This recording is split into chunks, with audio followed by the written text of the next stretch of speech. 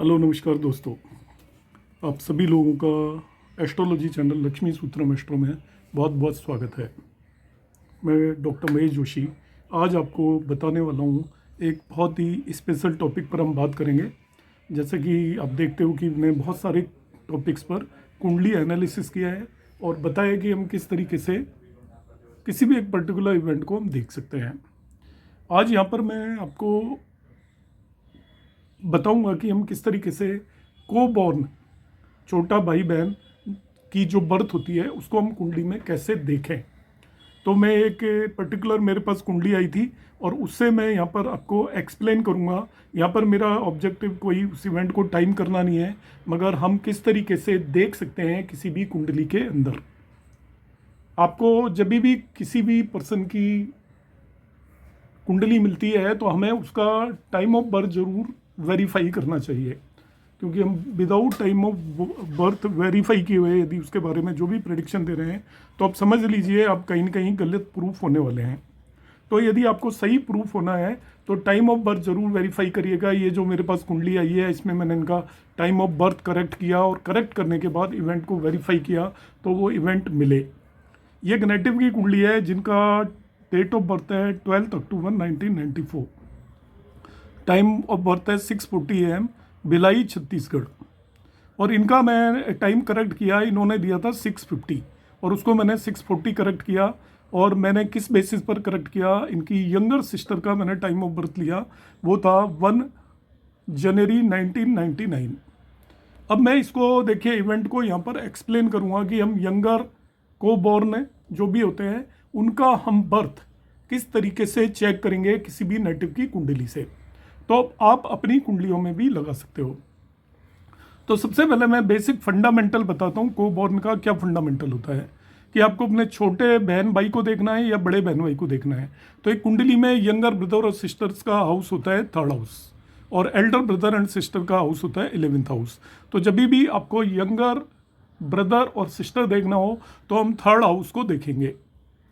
क्या क्या देखना है अब आप ये नोट कर सकते हो। जो लोग सीखना चाहते हैं, आप में से बहुत लोगों को सारी चीज़ें पता भी होंगी, पर मेरा ऑब्जेक्टिव यहाँ पर लाइव प्रेजेंट करना है और जिन लोगों को नहीं आता है वो इसको सीख पाए। कोबॉर्न के केस में यंगर ब्रदर और सिस्टर के केस में 3rd house first parameter, 3rd Lord second parameter, तीसरे भाव का जो कारक होता है या यंगर ब्रदर सिस्टर का कारक होता है Mars, that is 3rd parameter. और मार्स से 3rd हाउस ये 4th पैरामीटर होगा। तो 4 चीज़ों पर फोकस करेंगे, 3rd house, 3rd Lord, Mars और मार्स से 3rd हाउस। और 3rd से 3rd भी हम देख सकते हैं। सेकंड कोबॉर्न देखना हो तो 3rd से 3rd भी आप दे सकते हो। चार्ट कौन कौन से देखने हैं आपको कोबॉर्न के लिए? हम बर्थ चार्ट तो हर चीज़ के लिए देखते हैं, नवाज चार्ट भी हर चीज़ के लिए देखना है, और D3 चार्ट जिसको द्रेस्कॉन चार्ट बोलते हैं वो यंगर कोबॉर्न के लिए देख सकते हैं आप, एल्डर कोबॉर्न के लिए भी देख सकते हैं। तो बहन भाई के लिए हम D3 चार्ट को देखते हैं। अब इस कुंडली में जो इनके कोबॉर्न की जो डेट ऑफ बर्थ है 1 जनवरी 1999। सबसे पहले हम प्रॉमिस देखेंगे। तो प्रॉमिस के लिए हम तीसरा भाव देखेंगे। तो तीसरा भाव यहाँ पर हमने देखा, तो तीसरे भाव के अंदर 9 साइन है, वो साइन अच्छा है, एक शुभ ग्रह की राशि है, ये देखा हमने। फर्दर 3rd हाउस को हम देखेंगे कि 3rd हाउस के अंदर कैसा है। 3rd हाउस प्लेनेट बैठा हुआ है मून, इसमें केंद्र का लॉर्ड है और यहाँ पर बैठा हुआ है, और ये सूर्य से करीब 4th हाउस के अंदर है। तो ये पक्ष बल में ठीक ठाक है, बहुत बली नहीं है मगर ठीक ठाक है।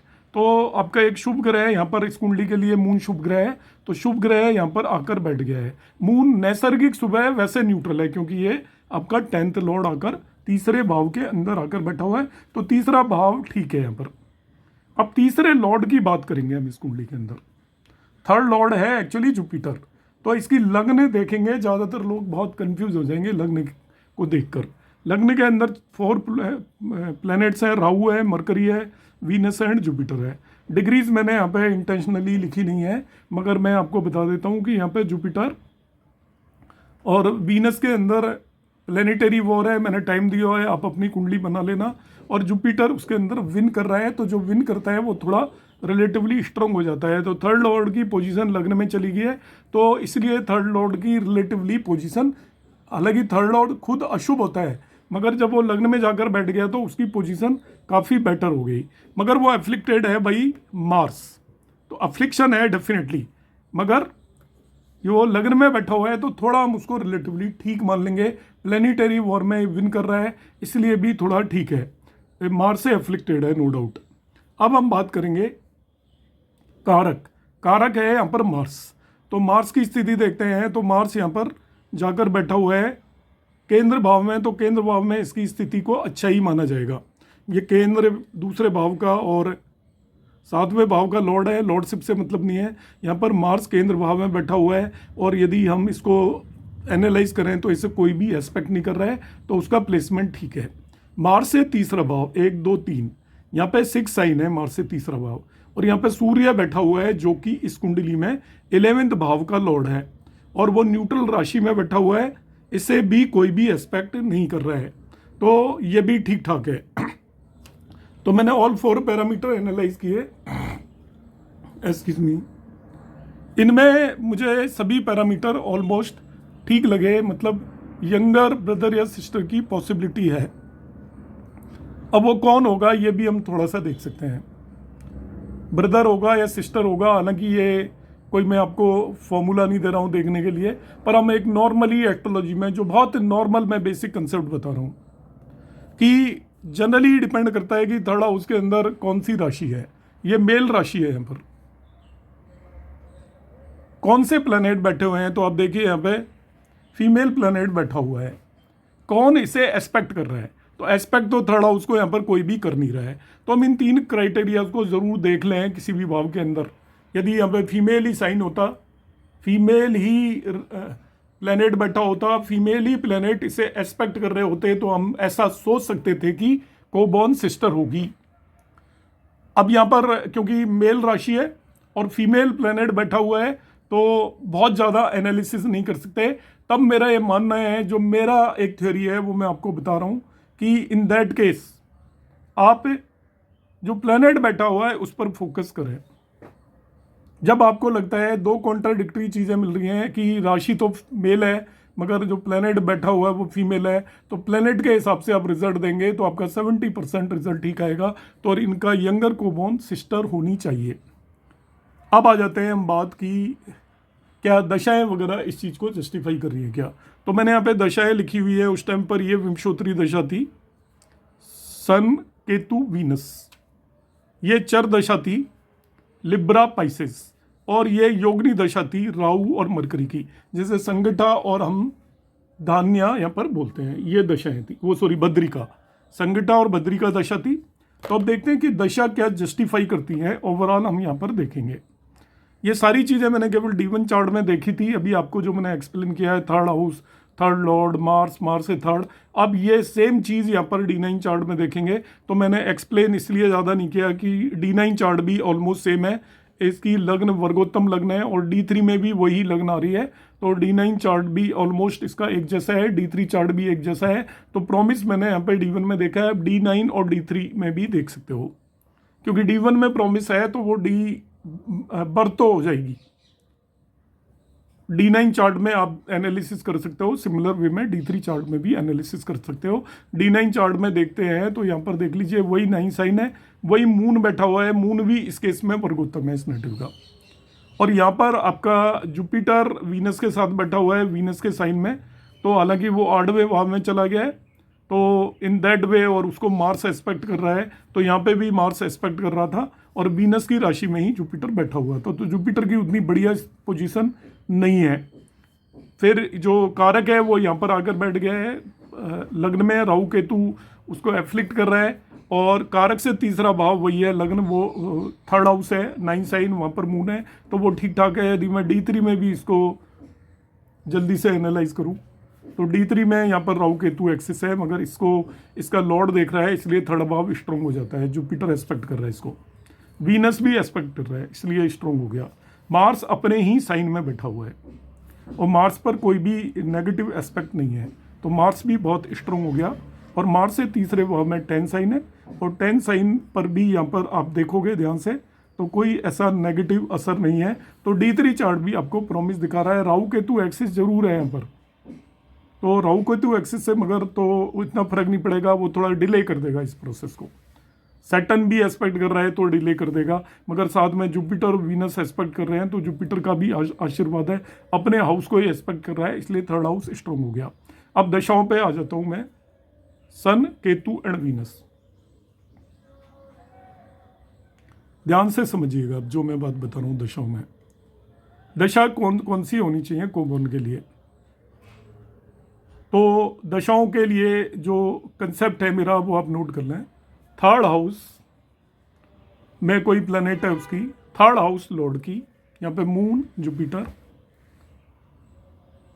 कारक मार्स, मार्स की, और कारक से तीसरे भाव के में जो साइन है उसके लॉर्ड की, या तीसरे भाव के अंदर जो भी प्लैनेट है, इनकी किसी की भी दशाओं में, और वो दशा है D1 और D3 से आपको देखनी है, को बॉर्न की बर्थ हो सकती है। फिर से मैं रिपीट कर रहा हूं, third house, third Lord, planet in third house, even expecting third house को भी ले सकते हो कभी कभी।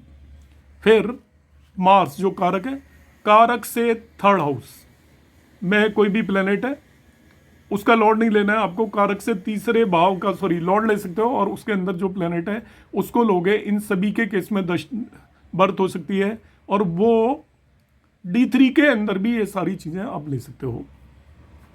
तो इस नेटिव की जो कोबॉन का बर्थ हुआ था वो था सन, केतु, वीनस। अब समझते हैं सन, केतु, वीनस क्या इस बर्थ को जस्टिफाई कर रहा है। तीनों कुंडलियों में देखूंगा मैं। सन की महादशा है, तो सन आप देखेंगे कारक से तीसरे भाव में बैठा हुआ है, मार्स कारक है और कारक से तीसरे भाव के अंदर सन बैठा हुआ है, ये क्वालिफाई करता है। यहाँ पर हम इस कुंडली के अंदर आकर देखते हैं, इस कुंडली के अंदर यदि मैं आकर देखूं तो सन क्या क्वालिफाई करता है क्या? तो सन एक्चुअली यहाँ पे 11th लॉर्ड है, 11th भाव के अंदर है, तो इसमें कोई बहुत इसका लिंक हो नहीं रहा है सन का। अब आ जाता हूँ मैं इस पर्टिकुलर कुंडली के अंदर D3 के अंदर। तो D3 के अंदर हम देखते हैं कि इसमें भी सन बहुत क्वालिफाई नहीं कर रहा, वो केवल यहीं पर मुझे क्वालिफाई करता हुआ नजर आ रहा है। In D1 chart sun is qualifying birth of the younger कोबोन। तो ये मैंने पहले से ही एक्सप्लेन किया है कि ये सारी की सारी जो चीज़ें हर एक कुंडली के अंदर अलग है, ऐसा जरूरी नहीं है, मगर D1 चार्ट में सन इज थर्ड फ्रॉम द कारक। अब आ जाते हैं केतु। केतु दूसरा प्लेनेट है केतु। अब केतु को देखते हैं अंतरदशा लॉर्ड। अंतरदशा लॉर्ड का क्या कुछ कॉम्बिनेशन बन रहा है क्या? अब यहाँ पे देखिए अंतरदशा लॉर्ड, इसको जुपिटर एस्पेक्ट कर रहे हैं जो कि थर्ड लॉर्ड है, या आप कहें कि जो कि हालांकि हम राहु केतु का कोई एस्पेक्ट नहीं मानते, मगर जो थर्ड लॉर्ड है वो राहु केतु एक्सिस पर है, तो इसका थर्ड हाउस से लिंक हो गया। यहां पर हम देखते हैं केतु, तो वो कारक के साथ कंजक्टेड है। अब देख लीजिए, कारक मार्स है, उसके साथ कंजक्टेड हो गया। चाइल्ड बर्थ के लिए जो कारक है उससे अंतरदशा लॉर्ड का लिंक हो गया। इसके अंदर केतु थर्ड हाउस के अंदर ही प्लेस्ड है। तो जो अंतरदशा लॉर्ड है वो D1 चार्ट, D9 चार्ट और D3 तीनों ही चार्ट में थर्ड हाउस या थर्ड लॉर्ड या कारक से लिंक बना रहा है, इसलिए अंतरदशा लॉर्ड देखिए फुल्ली क्वालिफाई करता है। तीसरा जो है प्रत्यंतर दशा को भी ले लेता हूं मैं। प्रत्यंतर दशा वीनस की है, तो क्या वो क्वालिफाई करता है क्या? तो आप देखिए ध्यान से, यहां पर ये थर्ड लॉर्ड के साथ वीनस कंजक्टेड है, D1 का लग्न लॉर्ड है, और वैसा मेरा ये मानना है कि लग्न लॉर्ड की दशा में कोई भी इवेंट हो सकता है कुंडली से रिलेटेड, मगर यहाँ पे वो थर्ड लॉर्ड से लिंकअप हो रहा है प्रत्यंतर दशा लॉर्ड। इसमें भी आ जाइए D9 चार्ट में, तो वो थर्ड लॉर्ड के साथ बैठा हुआ है, कंजक्टेड है, इसलिए यहाँ पे भी ये क्वालिफाई कर रहा है। अब आ जाते हैं हम D3 चार्ट में। तो यहाँ D3 चार्ट में भी आप देखोगे तो थर्ड लॉर्ड जुपिटर के साथ ही वीनस बैठा हुआ है। तो देखिए प्रत्यंतर दशा लॉर्ड D1, D9 और D3 तीनों में लिंक हो रहा है विद द थर्ड हाउस। दशा लॉर्ड D1 में लिंक हो रहा है विद द कारक, और अंतर दशा लॉर्ड भी तीनों के तीनों में लिंकअप हो रहा है। तो आपका ये जस्टिफाई कर रही है दशा बर्थ ऑफ कोबोन। और इतने डिटेल में 100% जस्टिफाई कर रही है, पूरी की पूरी अंतरदशा तीनों चार्ट्स में है, प्रत्यंतर दशा भी कर रही है और सन भी D1 में कर रहा है। मैं और ज़्यादा डिटेल में देखूंगा तो हो सकता है D9 और D3 में भी दिख जाएगा कुछ ना कुछ लिंक, पर मैंने यहाँ पर कंसिडर कर लिया है कि वो केवल दशा लॉर्ड D1 में क्वालिफाई करता है। अब हम बात करते हैं चर दशा की, क्योंकि मल्टीपल दशाओं से आपको इवेंट को वेरीफाई करना चाहिए। चर दशा है नेटिव की लिब्रा और पाइसिस की। तो यंगर कोबॉर्न के लिए जो कारक होता है वो होता है भातृ कारक, BK, थर्ड हाईएस्ट डिग्री का जो प्लेनेट है। तो देखिए यहाँ पे जो चर दशा है, लिब्रा की दशा है, आप देख सकते हो जो भी चीज़ें मैं इसीलिए लिखता हूँ कि आप अपनी कुंडली बनाएं और उसमें ये वेरीफाई करें जो मैं बता रहा हूँ। और बहुत सारी बार मैं कभी कोई गलती करता हूँ तो बहुत सारे व्यूअर्स के कमेंट आते हैं और वो बिल्कुल पकड़ लेते हैं जहाँ पे भी गलती होती है। तो यहाँ पे देखिए भातृ कारक की ही दशा है लिब्रा में, तो ये दशा क्वालिफाई कर रही है, भातृ कारक की दशा है। दूसरा क्या होता है कि जो ये इसका थर्ड हाउस है, तो थर्ड हाउस को पाइसेस साइन एस्पेक्ट कर रहा है और पाइसेस साइन को थर्ड हाउस में जो राशि है वो एस्पेक्ट कर रही है। मतलब जो पाइसेस है वो थर्ड हाउस को, जो कि कोबन का हाउस होता है, उसे एस्पेक्ट कर रहा है। डुअल द्विस्वभाव राशि एक दूसरे को एस्पेक्ट करती है। तो ये दोनों दशा यंगर कोबॉन, छोटे भाई बहन के बर्थ को जस्टिफाई कर रही है। तो इसने चर दशा ने भी सिग्नल दे दिया। अब मैं आ जाता हूं योगिनी दशा, तीसरी तरीके की दशा। तो देखिए कोई इवेंट होगा तो वो सारी दशाएं उसको जस्टिफाई करेंगी, आप ये मान लीजिए। तो मैं जब भी जितनी भी कुंडलियाँ एनालाइज करता हूँ, टाइमिंग ऑफ मैरिज आप देखते हो, एजुकेशन से रिलेटेड, तो मैं तीनों दशाओं को लेता हूँ। तीनों दशा जिस समय पर लग रही होती हैं उसको मैं टाइम कर देता हूँ और वो बहुत हायर रेट है सक्सेस की कि जिसमें वो टाइमिंग बिल्कुल करेक्ट जाती है। अब राहु और मरकरी की दशा है, इसका नाम होता है संकटा और इसका नाम होता है बद्रिका। तो राहु और मरकरी भी क्या क्वालिफाई करते हैं, क्या देखते हैं हम जरा। तो D1 चार्ट में उठा के देख लीजिए। देखिए राहु और मरकरी दोनों थर्ड लॉर्ड के साथ कंजक्टेड हैं और कारक उन्हें एस्पेक्ट कर रहे हैं, D1 में क्वालिफाई हो गए। अब यहां पर हम देखते हैं राहु और मरकरी का कुछ लिंक बन रहा है क्या इसके अंदर। तो देखिए ये थर्ड लॉर्ड इस मरकरी को एस्पेक्ट कर रहा है, थर्ड लॉर्ड मरकरी को इसके अंदर एस्पेक्ट कर रहा है और राहु केतु एक्सिस पर कारक है। तो लिंक हो गया दोनों का ही। देखिए जुपिटर इसे एस्पेक्ट कर रहा है मरकरी को और कारक राहु केतु एक्सिस पर है मार्स। अब हम D3 चार्ट में देखते हैं कि आपका राहु और मरकरी की दशा है क्या क्वालिफाई करती है। तो देखिए आप, ये रहा आपका राहु, और राहु किसके साथ है, थर्ड हाउस, और दोनों थर्ड हाउस के लॉर्ड पे राहु केतु एक्सिस में है। तो Rahu Ketu axis link up हो रहा है दशा लॉर्ड। और जुपिटर फर्दर आप देख लीजिए 12, 11, 10, 9 मरकरी को एस्पेक्ट कर रहा है D3 चार्ट के अंदर भी। तो थर्ड लॉर्ड इसे मरकरी को एस्पेक्ट कर रहा है। फर्दर कारक भी इसे एस्पेक्ट कर रहा है, आप ये भी देख लीजिए। तो देखिए कितना 100% चीजें यहां पर मैच कर रही हैं। आपको कोई भी ऐसी चीज नजर नहीं आएगी जो कि हमें एडजस्ट करने की कोशिश करनी पड़ी हो। मैंने शुरू में जो क्राइटेरिया बताए थे बिल्कुल एग्जैक्टली उन पर चल के मैंने आपको यहाँ पर इसको एक्सप्लेन कर दिया है। अब लास्ट में जो हम बात करेंगे और जो सबसे ज़्यादा इम्पोर्टेंट होती है वो होती है, अब हम ट्रांजिट को देख लेते हैं। ट्रांजिट का बहुत बड़ा रोल है। तो ट्रांजिट का यहाँ पर आप देखिएगा, इन जनरल ट्रांजिट के बहुत सारे रूल हैं। अब मेरी ट्रांजिट की पूरी सीरीज देखिएगा, पर मैं आपको आज और भी एक रूल बता देता हूँ। इन जनरल जिस भाव से रिलेटेड रिजल्ट आ रहे होते हैं, मोस्ट ऑफ द प्लेनेट उस भाव या उसके आसपास वाले भाव को उस समय पर इन्फ्लुएंस कर रहे हो, तो उस भाव से रिलेटेड आप मान लीजिए रिजल्ट हो जाएंगे। ओनली ट्रांजिट के बेस पर भी आप कोई प्रेडिक्शन दे सकते हो, थोड़ा बहुत यदि दशाएं सपोर्ट कर रही हैं और मल्टीपल प्लेनेट यदि किसी भी भाव को यदि इन्फ्लुएंस कर रहे हो तो उस भाव से रिलेटेड रिजल्ट सरतिया आएंगे। मेरी एक डबल ट्रांजिट की जो टेक्निक है कि कौन कौन से भाव एक्टिवेटेड है, मैं इस कुंडली को उसके बेसिस पर भी कमिंग क्लासेस में एक्सप्लेन करूंगा। आप इंतजार करिएगा कि इनका थर्ड हाउस उस टाइम एक्टिवेटेड था और दशाएं हो गई इसलिए कोबॉर्न हुआ। अब देखते हैं हम वहाँ पर कौन कौन, मैं सभी प्लैनेट को इस कुंडली के अंदर ट्रांजिट में अप्लाई करने की कोशिश करूंगा। सबसे पहले मैं देख लेता हूँ जुपिटर जो थर्ड लॉर्ड है वो एक्वेरियस में 28 डिग्री पर था। एक्वेरियस मतलब यहाँ पर है, तो आप देख लीजिएगा जुपिटर ट्रांजिट में यहाँ पर है और वो थर्ड लॉर्ड को एस्पेक्ट कर रहा है। जुपिटर को ट्रांजिट वाला जुपिटर थर्ड लॉर्ड जुपिटर को एस्पेक्ट कर रहा है, तो जुपिटर थर्ड लॉर्ड को ट्रांजिट में एस्पेक्ट कर रहा है। ये कंडीशन सेटिस्फाई हो रही है। सैटर्न एरीज में 2 डिग्री पर था। सैटर्न यहाँ पे था, वो भी थर्ड लॉर्ड को इन्फ्लुएंस कर रहा है। तो जुपिटर और सैटर्न दोनों थर्ड लॉर्ड को इन्फ्लुएंस कर रहे हैं। डबल ट्रांजिट की आपकी कंडीशन सेटिस्फाई होगी, थर्ड हाउस या थर्ड लॉर्ड को वो इन्फ्लुएंस कर रहे हैं। वही नहीं, अब मैंने मून को भी देखा ट्रांजिट में जिस दिन बर्थ हुआ, तो मून 3 साइन में था। आप देख लेना ट्रांजिट का, मैंने डेट दी हुई है, तो कितना ज़्यादा सटीक लग रहा है। देखिए वो भी थर्ड हाउस को इन्फ्लुएंस कर रहा है, मून भी on the day of birth. Moon actually timing को बहुत क्लोज करने में हेल्प करता है। फिर देख लीजिए सन जो है आपका, सन एक्चुअली सेजिटेरियस में 16 डिग्री पर है, इसी भाव के अंदर ट्रांजिट कर रहा है। देखिए चौथा प्लेनेट जो थर्ड हाउस या थर्ड लॉर्ड को इन्फ्लुएंस कर रहा है। वीनस जो है इस कुंडली का लग लॉर्ड है। लग लॉर्ड का बहुत इंपॉर्टेंट रोल होता है ट्रांजिट में। आप ये समझ जाइए, किसी भी भाव को यदि लग लॉर्ड इन्फ्लुएंस करे तभी भी वो इवेंट हो सकता है। तो लग लॉर्ड एक्चुअली कैंसर में 1 डिग्री पर है। तो कैंसर में 1 डिग्री पर है, आप कहेंगे ये तो इसने तो इन्फ्लुएंस नहीं किया, मगर 1 डिग्री पर है कैंसर में, तो ये मान के चलिए 1 या 2 दिन पहले वो यहाँ पे जेमिनी साइन में होगा और वहाँ से फिर ये इसे एक्सपेक्ट कर रहा है थर्ड हाउस को। मतलब जस्ट ट्रांजिट से कोई प्लेनेट निकलता है तभी भी आप मान लीजिएगा कि कोई बात नहीं है, आप उसे कंसिडर करेंगे। 2-4 दिन आगे पीछे से कोई फर्क नहीं पड़ता, वो उस पर्टिकुलर भाव को इन्फ्लुएंस करके थोड़ा सा आगे निकल जाए तभी भी हम उसको कंसिडर कर लेते हैं। तो देखिए वीनस इसको 2 या 3 दिन पहले ही इन्फ्लुएंस करके आगे गया है।